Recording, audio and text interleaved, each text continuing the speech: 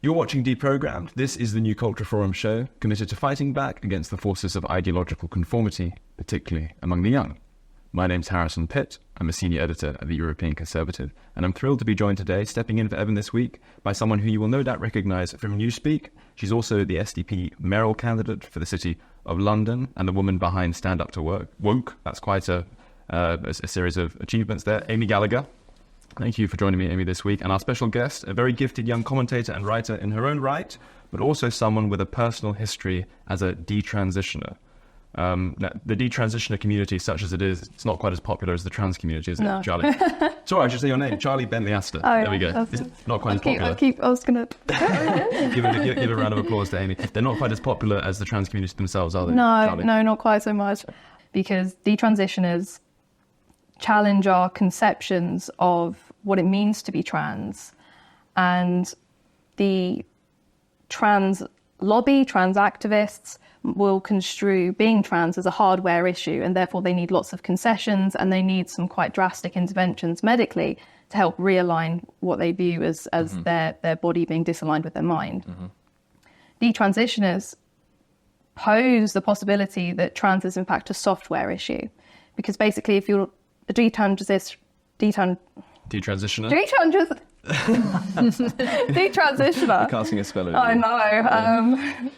If you're a detransitioner, Yes. then you're looked at in two ways by society. Either you are trans still, and you always will be trans, and there's nothing you can do to stop being trans. No amount of therapy you could have, much like being gay, you could keep talking to someone and give them electric shocks, whatever. It's not going to change who they are. And so the person who calls himself a detransition is therefore labouring under a kind of false consciousness. Yeah, exactly. About their real identity. They're in denial of this kind of thing. It's always been fascinating to me, because detransitioners to me would seem to tick all the boxes of like the left's victimhood, and that they're often gay or have mental illness or autistic. That's quite a large percentage of them. Neurodiverse or whatever. So they're already ticking some boxes, and then they've gone through this catastrophic kind of systemic institutional abuse from the NHS. They really have gone through systemic abuse in a real tangible way, like their bodies have been ruined. So they should be like at the top of the victim hierarchy, or like the group, the most marginalised group that we should be caring about more than anyone else. And yet the left hate them. And to me that shows, the complete hypocrisy of the left. That's how I see it. Well, it's not even... It looks like hypocrisy from the outside, but actually I think they're staying true to an even sort of deeper core tenet, which is that which underpins identity politics, which is a very particular theory of mind, which sort of stems back to the rationalist Descartes type philosophy, where the mind is completely become separate from the body, and the body merely a tool of the mind. And so detransitioners attack that fundamental premise, in that detransition would presuppose that if you in fact weren't in denial and it was possible to wrongly identify as trans, so I get both accusations as someone who's gone down that route levelled at me, that either I'm in denial or I was never really trans in the first place. So those are the two things. You're either false consciousness today or false consciousness when you thought you were trans, but it turns out you weren't. Yeah. But there's no taking it at its word and engaging with you in good faith. There's no accepting that one could truly believe it at one point and then not at the next.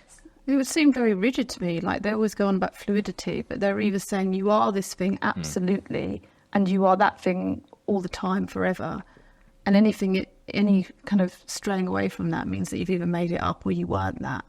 Like, it seems to me to just go against all their kind of ideas of subjectivity, and you can be anything at any time. It's because and Douglas Murray's pointed this out, but it's because of the oppression hierarchy, they're basically auditioning for their place at the top of the hierarchy. And so to do that, to get the most pity points, as it were, it has to be a hardware issue, because we treat people with hardware issues with the most sensitivity, compassion, leniency, because we say that they can't help it. However, I was born this way, the Lady Gaga line, that undergirds hardware morality, so to speak. Yeah. But if it's a software issue, then we kind of look upon them with people who have a broken leg or dysfunctional liver or something like that. It's like, okay, you're not having fun, but actually we don't need to make that many concessions for you. It's just your hard luck. In the same way that even like cancer patients, a lot of them still have to go to work while they're not in the most intensive parts of their treatment. You know, it's like, surely if we should be showing, you know, certain groups of people in society compassion, it's people who've ended up with cancer because of no fault of their own, you know, even if they're smoking or whatever. And I think you're right to bring up Descartes, and I promise I won't go on about this for too long, because this is something I've thought about quite a bit. And this also challenges. So on the one hand, I agree that I think they're unwittingly quite parasitic on a Cartesian understanding of mind, body, and like Descartes was very enthused in the 17th century about the possibility for a new mathematical science where everything in reality, everything in physical reality, is measurable. It's mechanical. It works like clockwork, and we are able, through the scientific method, Descartes' scientific method, to measure what he called the res extensa, the world of extended things of bodies. But this came up against a problem. Like, what is the role for the human mind in this? If the universe is really just a sort of clockwork, mechanistic cosmos, where does freedom reside for the human mind? Are our thoughts and ideas and passions not just predetermined in that universe? And that was alarming. So he tried to carve out space for human freedom in what he called the res cogitans, the world of mind, the world of, you know, and mind-body dualism grows out of that. And trans ideology is certainly parasitic on a crude version of mind-body dualism, wishing to sort of mutilate and transform the body in the name of freedom from alienation. But it is therefore, it seems to me, and this is where science comes in, it's much more like a Gnostic theology of salvation than it is indebted to the physical sciences, because the whole point of Descartes' project was to separate the mind from the physical sciences. So when they say things like trust the science, which they routinely do, in this case, they mean something much more like trust the technology that enables us... Trust the social side. Trust the social science, but also trust the technology, i.e. all of this sort of mutilation, that enables us to fulfill our eccentric metaphysical view of the human person. So they are actually advancing a very... It's not that sophisticated, but they're advancing something much more like theology and metaphysics than they are advancing something to do with the physical sciences. So to that extent, it conflicts wildly with Descartes' view that the physical sciences have a certain precision about them. Amy, you were involved as a clinician. I mean, I'm outnumbered on this program today by women for the first time ever in Deprogrammed history. This is a landmark event, but it's not tokenism. These two know way more about this topic than I do, it must be said. One through history as a patient, and you through your history as a clinician. Like, you must have realized that there was something wrong with the sort of scientific credentials of this pretty early on. Yeah, I mean, as you said, I say it's a misuse of technology and science to fulfill what is a fundamentally metaphysical claim. Like, they're saying you were born in the wrong body. So they're saying there's like a pre-existing soul or a spirit, and something decided to put that into a body. It's like, who or what is that thing then that made the mistake? So they do believe in a creator, but it's like they hate the creator. The creator made a mistake. Well, this is the thing. I had a bizarre. I have a friend who's a priest, and only a few weeks into his curacy, he rang me up and said to me, "Charlie, I've got a problem." I said, "What's the problem?" I'm like, "I've been asked to give my opinion on the trans issue and what our theological stance with is at our church." Yeah. I said, "Okay, well, how do you think you're going to deal with that?" He's like, "I don't know." But I was like, "Okay, well, instead of trying to come up with an answer, pose some questions to them. And so say if there is, you know, if people are born in the wrong body, then does God make mistakes?" And C of E would say, no, God doesn't make mistakes. People, that's the born this way argument again, right? Is that we can't change who somebody is. They're made that way, and God makes them perfect. Like, that was the gay acceptance into the church, right? Was that, no, God doesn't make mistakes. Everyone's perfect the way they are. So then where does trans come in? And I've been born in the wrong body. Suddenly God does make mistakes. Yeah, I mean, that's often the argument. It's compared to homosexuality, isn't it? Like, you know, but to me, the trans issue is that you're saying there's a problem. You're saying I can't live as I am now. Whereas with homosexuality, there isn't a problem. Essentially, you can just live your life. You're not distressed.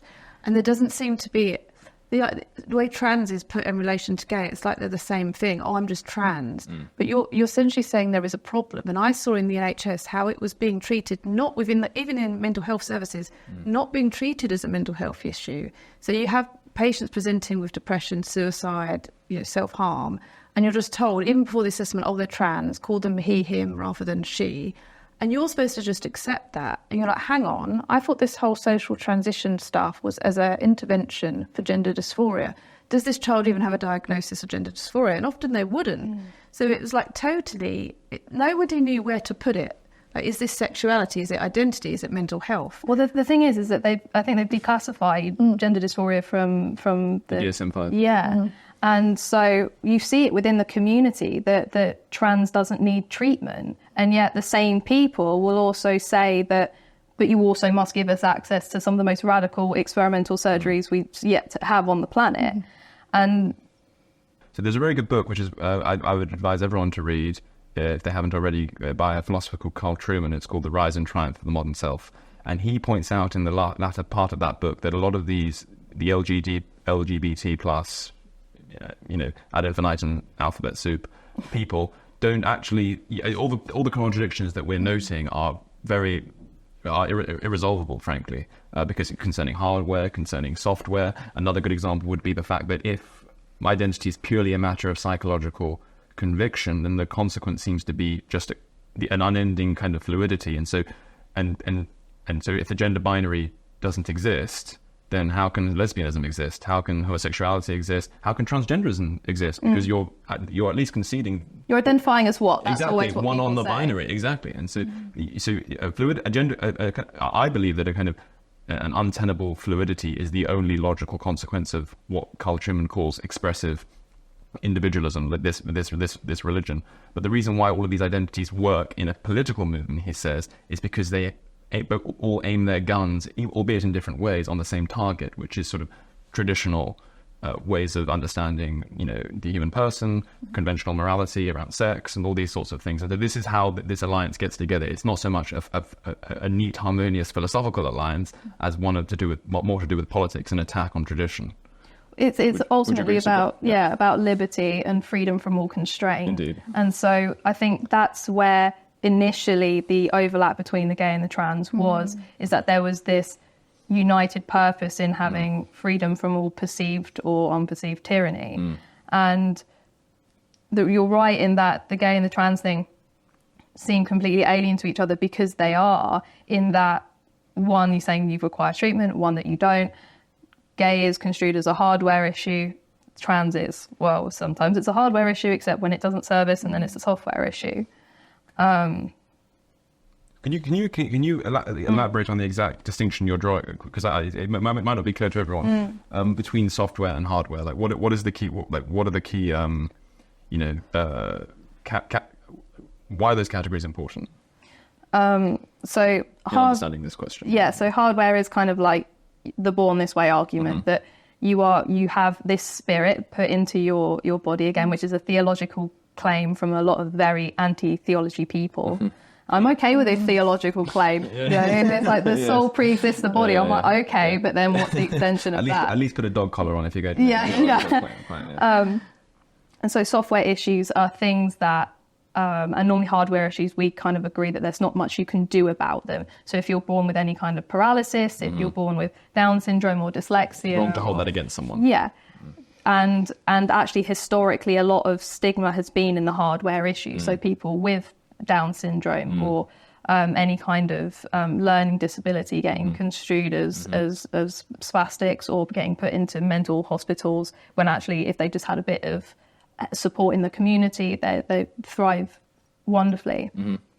The software issues are, again, more like these things that could pre-exist birth, but probably not. You've adopted it by either your fault or not your fault in the present moment. And so, falling and breaking your leg is a temporary software issue if you can get a cast kind of thing. But likewise, if you've got a mental health problem, because we view it as treatable, it's still a software issue because you're not born with that. Then there's that sort of secondary branch of psychology where you have things like bipolar, schizophrenia, where we're not sure if a lot of negative, adverse, things in childhood and then a genetic predisposition construe it more as a hardware issue because it's difficult to treat. Well, the thing is, usually you consider all of mental illnesses are a combination of nature and nurture. you often see people who with schizophrenia or anorexia who have people in their family with it. But then the reason why kind of it sort of emerges at a certain time may well be because of something that's happened or some kind of trauma they've been through. You look at the whole thing. So we don't really have an answer to, like, is it nature or nurture? But most people fall on that it's probably a bit of both.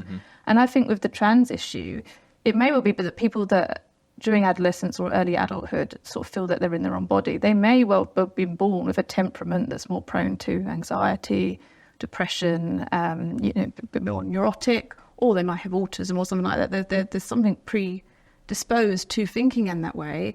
And then you have a whole culture that's pushing this idea of trans, and it seems to fit with them. And it may well be they had an experience of being told they look like a boy or they act like a boy if they're a girl, or vice versa. And all of that combines for them to arrive at this point that they were born in the wrong body, and they feel an amount of distress around that.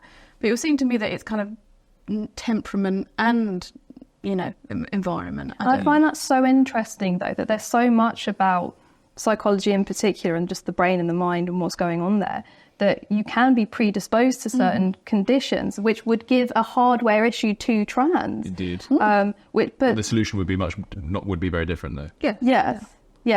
Sorry, continue. Sorry, I'm trying to help. Trying to take you up. Continue. Yeah, you just tip me over. Sorry, Charlie. You were saying it's interesting. Yeah, so that rather than that, possibility and that things that you can experience software then get kind of banked into your DNA and then passed on in a hereditary way, which makes your offspring more prone to it. That's so interesting. And obviously that could then be different for every presentation of person that you see. Do they have this prehistory? Is it a thing that is now started and then going to be banked into their DNA, or can you sort of tackle it there and then and it never gets put into the body this way? Indeed. But then that's sort of the Descartes is sort of almost alluding to that in the dialogue that the mind can have with the body. Yeah. Poor René Descartes. His legacy is in shreds. No, it's not. But in any case, okay. So yes, so the two themes that Amy, you were both touching upon there was the fact that there was a rush to judgment. So I think this is the point which Dr. Hilary Cass has made in a recent report. You two again will know more about this than I do, and it goes back to what Amy's saying about there being whether there are sort of genetic predispositions or certain environmental issues that the child encounters during his or her life. This is much what we have on our hands here is much more like a social contagion than any sort of aboriginal Cartesian self striving to break free. So the theology is the trans theology is suspect under this review. The question to both of you, in fact, and perhaps start with you, Charlie. Do you think that this is a very important watershed? What was in the review, or what leaped out at you? And do you think that it's a serious watershed moment, peak trans, or anything like that? It's not peak trans. I'll say one in a minute. Okay, go on. So basically, the Cass review, Dr. Hilary Cass was commissioned in NHS England under the University of York to look at the existing data and studies for the medicalisation and general treatment of gender dysphoria and gender incongruity. And her job was to sort of comb through that, then look at what the clinics, the gender identity clinics in the UK are doing, and basically see if it tallies, are treatments working, are the regulations that are currently in place being followed, and are they any good? And her conclusions were that most of the studies produced at the moment are medium standard. It's not what you want to hear when you're talking about chopping children's healthy genitals off. And there's a challenge in that for a study to be high or very high standard, you do need a blind study, a kind of control group, and that you can't do that with things like puberty blockers and hormones, because they're obviously you're going to change, and you can't hide the fact if you haven't changed with a placebo. And so, but that's why these medium level reports are included in this. Ordinarily, medium level stuff is sort of dismissed as being sort of too rocky to put anything on. But these are included because of that double blind issue. But even with that, she's concluded that there's no sufficient evidence to back up the three sort of main interventions at the moment, which is social transition, puberty blockers, and then hormones, cross-sex hormones. And for all of them, she's basically said there's no evidence either way, but with detransitioners, and she's sort of other data around it suggested that it's more like 30% of people are detransitioning rather than the 1% we all talk about. I see. And so off the back of that, she said she'd recommend not following these pathways and even be careful with social transition and readdress all the kind of studies and approaches, because particularly ideologically as well, people thus far have been felt unable to challenge them. And I think the key term as well is holistic, isn't it? It should be all-encompassing, that you take everything into consideration. But you were seeing people just being told, oh, this is a gender issue, send them to the gender clinic, when it was always a kind of like a superficial complaint that was, underneath it. The whole job of a mental health professional is to understand why the person's arrived at that position, which is unhelpful to them. It's a problem. If you feel that you should be in a different body, you can't be in a different body. So how are you going to continue through your life if it causes you distress? And why have you arrived at that point? It's the same with someone with anorexia who thinks that they need to be like the thinnest person in the world. Yeah. Well, you can't function in life if you starve yourself. You can't function if you've got crippling OCD, which means you need to clean everything. And the idea is that you try to understand how they arrived at that point, and you don't get hung up on the superficial kind of symptom. You kind of work out what's going on underneath it, which is usually concerns about all sorts of things that they don't want to look at or think about. But with this issue, it was like, gender was like people bought into the kind of symptom or the delusion or the idea, and they thought it was a real thing. It would be like affirming somebody's like, oh yeah, you should want to be thinner. Oh yeah, I can understand why you'd want to clean the whole house all day long. That makes, like it's like, why would you treat it as something that couldn't be thought about? Or, Well, so I have two issues in that. The first is the born in the wrong body thing. Looking back at it sort of historically, particularly 60s and 70s onwards, it was a metaphor for transvestites in particular and transsexuals to explain to the wider world why it was they felt the need to cross-dress and why they enjoyed cross-dressing and why they felt more themselves when they cross-dress.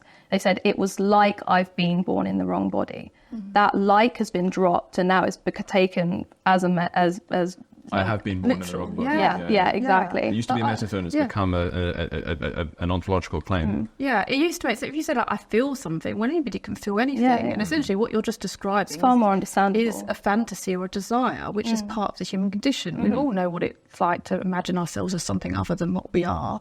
That's completely natural and normal. But then you arrive at, I definitely should be that other thing. And there's, Well, so my second problem is, and I propose this in the essay that I've just written for the European What's it called? It's called The Problem of Detransitioners. Detransitioners, the conceptual issues that they pose to society. Yeah. And in it, I propose that trans identification is in fact a symptom of deeper psychological distress, rather than psychological distress being a symptom of an innate trans identity that is being repressed. I agree with that. Yeah. And so I think for particularly these girls, teenage girls who are presenting in clinics, a new term has been introduced, rapid onset gender dysphoria, to describe these girls who seem to be gender conforming in their youth, but hit puberty and suddenly go right off the other way. Key question here, and this is something that a girl I know well, I won't mention her name, but she once put this point to me, and I wonder how plausible you think this is. So we're talking about all the social contagions which might be feeding into this. It might not be worth getting too much into the genetic predispositions, because that's a question for the geneticists to solve. But what are the main currents in our society which accelerate rapid onset gender dysphoria in girls? And it's interesting that you mentioned it kicks off in puberty. And this is what this girl said to me. She was wondering whether, in fact, the rather intimidating for, I think, a lot of young women, sexualization of our culture makes women feel more alienated from their bodies as they go through puberty, because all of a sudden there's a sort of, it's impossible. We live in a very pornified culture. Young men are going to, again, the young men's minds have been pornified. They're going to be asking for naked photos or nudes and all these sorts of wonderful aspects of modernity that we're benefiting from, all that sort of thing. So do you think that a certain alienation as a result of the sexualization of our culture in young women, actually makes them wish that they could just, discover this supposedly aboriginal self inside them and repudiate their bodies because their bodies are they feel like strangers in their bodies as a result of the way those bodies are so relentlessly sexualized. Yeah, I mean, I think adolescence always is a time of uncertainty and raises all sorts of questions, particularly for women, for men and boys as well. But for women, you're sort of thinking about, okay, I'm no longer going to be a girl anymore. I'm going to be a woman. What sort of woman am I going to be? Am I going to be like my mum or different from my mum? Am I going to be like my teacher or different from my teacher? And then you're looking at the broader culture and society. You're seeing all these extreme versions of women and kind of what your expectations, as you say, sexually and how you look and all those sorts of things. And can I be like that? Would I be happy like that? All what concerns about physical attractiveness and sexuality, which you haven't really understood yet, you're still discovering yourself, it all comes up. And then your body's changing, and you're probably noticing that people are looking at you differently because your body's changing. And it kind of is totally understandable. You think, well, I'm not sure if I want to be a woman. Like, it's kind of difficult, and it's a lot to get your head around, and I don't know how I'm going to do it. So it's like, usually before this trans stuff, I worked on an eating disorder clinic for a long time, and starving yourself, girls starving themselves, was kind of a solution to this problem. If I starve myself, my body literally won't develop into a woman's body. I won't be sexualized because I won't have breasts. I won't have, I won't look. I'll remain as a child. Yeah, and this just the gender stuff is a way of saying, well, won't be a woman because I'll be a boy. So I think it is to do with the culture, and I also think because of this kind of new technology, this new science that says, well, we can give you puberty blockers. We've got the means to make you into a boy. Because the trans will be so, well, there's always been trans people. There's always been people that have wanted to be, in a different body. Well, they may well have been, but they just had to put up with it because there wasn't this option that you can change your sex. This seeming option. Yeah, seeming option, which isn't a real option. It's a lie, and it's abusive, essentially. So I think it's that there's more and more options available. We have this really extreme kind of liberal society where you can be anything. You can even change your body. And it's tied to a sort of triumphant narrative of technological optimism as well. Technological optimism, like you can be any woman you want to be. You can have as much sex as you want or as little, or you can be, there's all these options. Plastic surgery is an option, all these different ways that you can be. And it's understandable that a teenage girl will say, well, this is just too much. I don't know what I'm supposed to be. I don't know what it means to be a woman. There's too many things at play here. I just want to shut the whole thing down. I suppose one of the problems with this trans issue is that we've been glorifying self-diagnosis a little bit too much. But I'm about to do it a little bit because I'm going to ask you if you go into it as much or as little as you care to. But what do you think were the main social currents which fed into your rapid onset gender dysphoria? If I can ask. So basically everything that Amy just said, and actually I was one of those people that basically just stopped eating to stop my body developing. One of the problems is, as well as pornography making it into younger and younger people, younger generations, is that girls are also hitting puberty a lot younger than they were historically. So, really? So one of the things I looked at whilst doing my degree was boy players in Renaissance England, and how convincing were their cross-dressing as women in the theatre, because young boys were chosen to play the young women because big burly men of 40 with beards don't look great in dresses. Aren't so convincing. Indeed, yeah. And women weren't allowed to play on the stage. Yeah. And so what I discovered is that actually these boys didn't even really begin to get the first rumorings of puberty until about 15. And didn't really finish puberty until about 24. Wow. And girls were actually the same as well. So they started a couple of years earlier. So they started about 13, 14. But it wasn't unusual to start at 14, 15, 16. Yeah. And that's why the average age of marriage in Shakespeare's time was in fact 24, because that's when both sexes had sort of matured physically enough that they could have children as well. And so it's the first time, 24 was when they were both at that place where it's like, okay, I want to have a sexual drive. And then obviously because of their culture of, well, if you want to start having sex with people, you better marry someone. So that was the average age, and that's because puberty started later and finished later. Now you get girls as young as 8 years old starting puberty, and I think it's to do with nutrition basically. You have to have a certain fat content in the body in order to sort of trigger these changes, and people just didn't have it. But girls are now seeing at 8 years old that basically they start getting just a hint of breasts or whatever, and suddenly everyone's looking at them different. So for myself, I was in the Boy Scouts because I do have a masculine temperament, and and you know, I was always congratulated on how fast I was or how high I climbed in the tree, and I'd give all the boys a run for their money at football or lifting up heavy things or whatever. And it was a source of pride for me that I can in fact be better than the boys. I was taller than the boys as well at that stage. And then it's strange to think of it that now. Yeah, well, you should see the photos. And then when I started to hit puberty, I'd barely noticed any change within myself. I was still myself. If we talk about Descartes and the mind, I've always just viewed myself as the a aboriginal mind. self. And I think my tendency to just view myself as a mind and the body as secondary is partly because that's the way society views us now. And what did I say? You screwed up your face. I was like, mind secondary. Oh no. Oh, okay. No. Well, it's strange because it's difficult to know which realm is being accorded priority, because on one hand they want to steal. This is what I was saying earlier about the Descartes thing.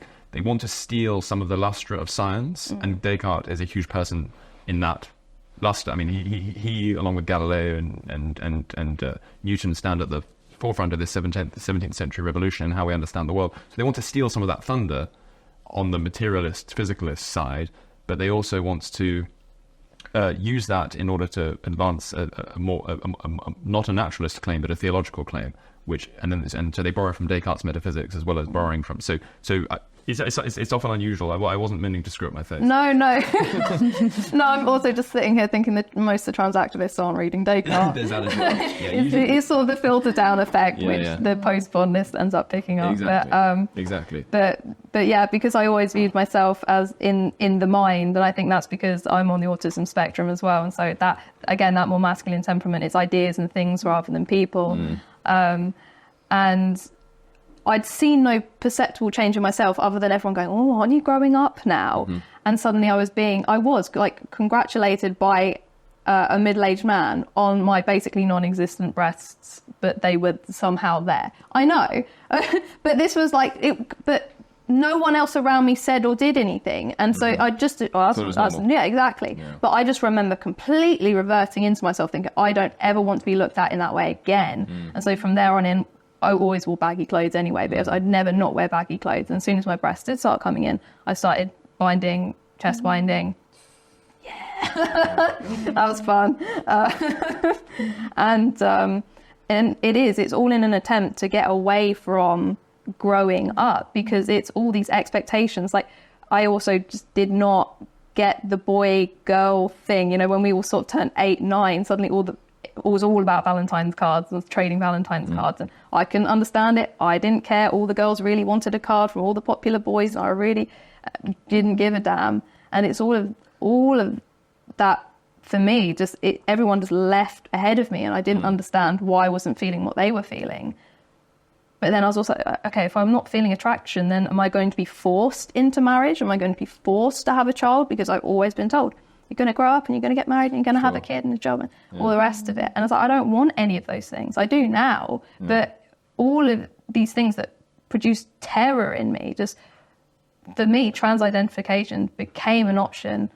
If I identify as a man, I won't have to have all these womanly impositions upon me. People won't look at me. I won't be sexualized, all of these kinds of things. Of course, boys do get sexualized in a whole different kind of way, but it appears in that black and white thinking at the time. Right. It would seem to me that the whole kind of navigating puberty and relationships and your place in the world and how you want to move forward as an adult is incredibly difficult for everyone. I think it's a very turbulent time. But if you're a bit different, you know, like say you've got autism, or you're gay, or you're just, I don't know, non-conforming in some sense, you know. Eccentric. Eccentric, yeah, you're just... a bit odd. You're just shy, or you're just, you know, you struggle to talk to girls, or, you know, if you're a man, you struggle to talk to women and so on, for whatever reason, or you're just a slow developer, as a lot of us are. You just think, well, I'm not ready for that yet. I see my friends are ready to kiss boys or you know, go out with them, but I don't think I'm there yet. Any of those things, which could be quite small things, they can get blown up, and then you sort of think, well, I'm trans, you know. But actually, it's, you know, there's all these kind of different reasons why you could be struggling. And it makes sense that you'd be struggling. And it was such a long journey from me. So I always sort of, you hear stories about, I've been trans since I was 3 or 4. We won't get into the psychology of why that can't even work. But you begin to have a sense of self without getting into the philosophy of that either. And I certainly identified more with the boys. I wanted to do what they were doing at that age. Your bodies are indistinguishable, basically. From the outside, you can all do the same things. You're all a similar height. You're all a similar build. And so I'd always viewed myself as a boy, and I've still mainly have male friends. It's just the way I gel with people. But so then as I got older, that didn't change, but my body did. And so actually, for a very large portion of my life, I've always felt more masculine or identified more as a boy, and didn't see my physical body as being relevant. Then nature made my body relevant, and I couldn't stand it. I tried to rebel against God, essentially, in trying to, I just like you said, want to go back to being a child. And so whilst it looks like, small thing happens in childhood, bang, trans, and it appears that way to parents and to a lot of outsiders, but actually for people like particularly who don't have the rapid onset but have this persistent sense as I did from a young age, it's many, many, many small things, small experiences, some negative, some just simply, that's interesting, culminate, particularly then if you have these predispositions to depression or whatever, then culminate in this public declaration of being trans. And that's why it's difficult for clinicians as well, because to unpick a 15-year history before seeing someone doesn't take 3 sessions, is commonly prescribed now. Yeah, no, I think that's right. It's like you say, you're dealing with the very end point of a culmination of lots of things, and then that end point isn't interrogated, it's just accepted and affirmed. And that's the massive error of all of this. Yes, so the Cass Review has, back to the question of should we be triumphant about this, but the Cass Review, it seems to me, it is a watershed moment in that it has embedded exactly that view in the public mind. I was going to ask you, Amy, do you think it missed anything out? And are conservatives, or whatever you want to call us, gender critical feminists, people who are against this, are we being a bit too triumphalist, or is this peak trans, all that sort of thing? What's your assessment of that? I think it's largely a good thing, but I think we need to bear in mind that these things, reports don't necessarily trickle. They take a long time to trickle down into culture. So, like I've been in child and adolescent mental health services for a long time, and I've seen how people, like I said, are just accepted as being trans, and unless they're told not to, that there's an explicit kind of, every clinician is told you're not supposed to do it, they will keep doing it because it's just being done under this kind of ethos of #BeKind. Someone says they're trans, why wouldn't you? It's just kind of mindless kind of liberalism. Why would just accept it? So unless people are really actively told not to, I don't know that it will necessarily change, immediately, or it's going to take a long time. I think people feel a lot more confident speaking up, and this obviously this report is going to stop. Well, we've banned puberty blockers, and it is, the conversation is ongoing. But I think from a conservative perspective, I'm not sure that the thing is with the gender critical stuff is that it's saying that there's an argument of complete equality, that we're sort of all the same, and I'm concerned about that as well, because they want to dismiss gender completely. Whereas I think, from a conservative point of view, we do acknowledge that there are kind of gender roles, that there is difference between a mum and a dad. And the difference isn't just sex. The difference is kind of what those things mean, that a dad is a provider and a mum is more nurturing. Whereas the gender critical feminists would say that's all nonsense. You can be whatever you want to be. Sure. You're just, the only difference is the sex difference. So, while I admire and agree with the gender critical feminists in lots of ways, there are other areas that I don't agree with, because they want to do away with kind of traditional roles completely. And I do think our sex and our roles kind of... They're related. And they're, in many ways, they're sort of... like there are certain roles and certain dispositions and certain habits of, and we all notice them, like the feminine pattern, the masculine pattern, which are not just socially constructed. They are downstream from nature.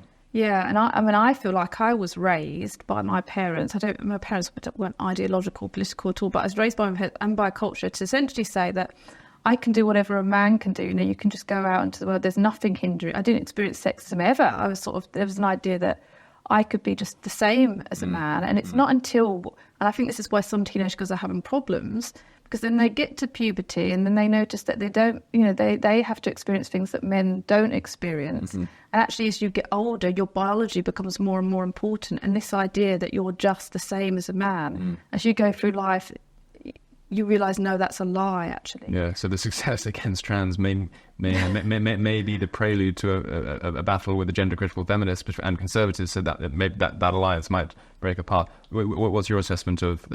You said earlier you had thoughts on, is this peak trans or not?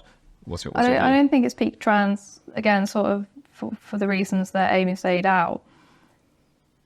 Because this is a love of a very deep idea, rather than some presuppositions we can probably do away with.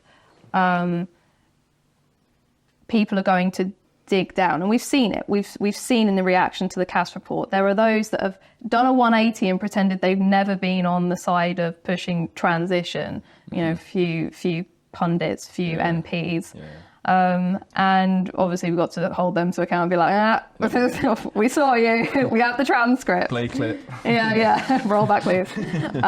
Indeed. Then there are those who are sort of pretending that they're just moving with the new information. I can't remember her name, it's Ava at... Ava Santina. Yeah. But she was saying, she basically tried to construe all of us on the reactionary, feminist, conservative side, as, you know, they absolutely leapt on this report, and that they, you know, all these people who don't want these poor suffering children to have therapy. I'm like, what are you talking about? Like, that's what our side has been pushing for the whole time. Show me you haven't been paying attention without telling me. It's like therapy, not surgery. That's the mantra of our side for the last 5 years. And then she pops up, oh, well, we know we have it. Give me a break. But then there are those who are digging down. Oh, it's a completely ludicrous report. Sure. And Stonewall put out something on this. Stonewall dug down. Mermaids, we're just following the science. And Stonewall sort of dug down. And you can understand why, because they're on, contracts with all of, big business, government. Basically, everyone has got Stonewall on the payroll. And you start looking for compensation. It's like, well, we've all been pushing this, particular ideology on your recommendation, and you're going against it now. So what do we do? Right. So Stonewall have dug down. I'm not saying that's the only reason they've dug down, but you can see in the ones that have dug down, it's like, sorry, she's one of the top paediatricians in the country and has been for decades. I think, it's all right if you want to critique the fact that, it can't be a high standard because it's not a double blind. Fine. Yeah. Okay. But then don't make radical claims. Yeah, but then don't make radical claims off the back of it that, in fact, puberty blockers do work for 99% of people. It's funny that their modus operandi has gone from being sort of maximal triumphalism, leaning into the Gnostic theology, to, well, can we ask some questions here first? All of a sudden, some skepticism kicks in as soon as there's some actual data before us. I suppose the last question I'll ask the both of you, starting with you, Amy. What advice would you give to parents whose children might be flirting with this stuff?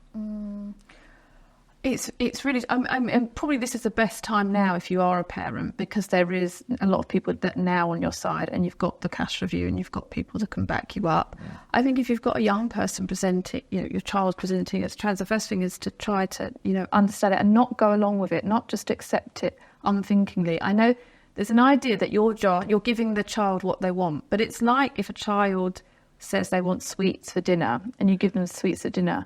The child's got what they want superficially, but underneath it, they know that the parent's not caring for them. The parent's not doing what they're supposed to be doing. So if a child just says to the mum, okay, I'm a girl, can you call me he now? And the parent says yes, you're giving them what they want, but you're signaling to them you're not thinking about them, you don't wish to understand them, you don't wish to be a parent to them, you don't wish to give them guidance. So your job as a parent is to do all of those things, to try to understand and give guidance and help them work through it and out of it, not just affirm. Indulgence is not compassion, it's neglect under another name. Yeah, exactly. Good phrase. Thanks. Should we finish on that? No. Let's finish on you, Charlie. So what's the same question, yes. I get a lot of parents in my inbox, actually, and I suppose I have the unique experience of being able to explain something of what their child is feeling in the present moment. And so I always say to parents, become as informed as possible about what the quote unquote trans community side and LGBT charities are saying. Go read the Stonewall website, the Mermaids website, look at all the resources that are getting handed out to schools. Make a fake account on Instagram, TikTok, Tumblr, just to see what kind of materials your child is consuming so that you can understand the issue from their point of view and understand that they're not being, beaten into this by a side, well, they are in the extent that you'll kill yourself if you don't do this. Yeah. But actually, it's very flattering, it's oh, you're going to be so free, it's seductive. And so just see from your child's perspective, because you won't understand why they're digging down so much. And it's because they're presenting the golden castle on the hill in which you will have no responsibilities and no pain and no frustration and no worries. Of course, your child is going to dig down if you're trying to drag them away from that. So try to understand what they're consuming, because that gives you the best presentation. And don't try to talk them out of it, because if they're anything like me, they will just dig down and go further and be, screaming online, oh my God, my parents are so abusive towards me, they won't affirm me, blah, blah, blah, blah, blah. Just, if you can get them to go to therapy, and I always say to parents, NHS therapy is a bit hit and miss because it's captured, I think you'd agree. Amy would certainly agree. And so there are private not even clinics, but just privately acting therapists who have all the accreditation. They just act privately. And most counties in the country have some sort of mental health charity that gives massive discounts on therapy. So you can get sessions for like £10 rather than 75 or whatever. So if your kid will willingly go to therapy, then take them to a therapist that's going to be open-minded and just sit back and let the kid talk, basically, rather than intervene. But if your kid's at that point where they won't have therapy, unless it's, going to the gender clinic, then just simply ask questions to begin to get them interrogating their presuppositions. Understanding that there is probably a lot more, for me, my huge thing was feeling out of control of X, Y, Z.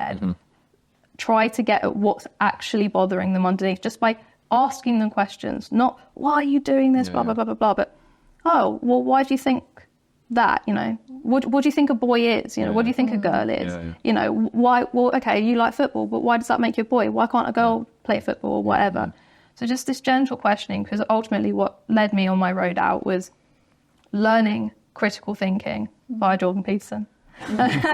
Which everyone hates whenever I come out with it, particularly the feminists at the time. Sure.